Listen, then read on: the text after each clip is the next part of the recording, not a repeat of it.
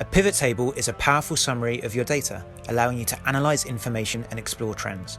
To create a pivot table, select the data you want to analyze, go to Insert, and then Pivot Table.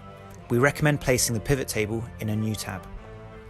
To build your table, first select the rows.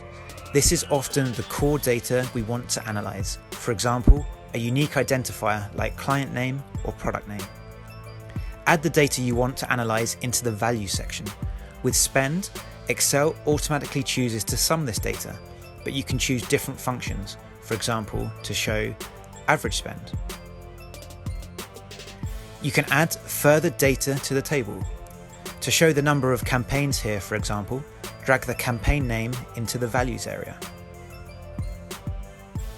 With filters, columns, rows, and values, there are a wide range of ways to summarize and analyze your data.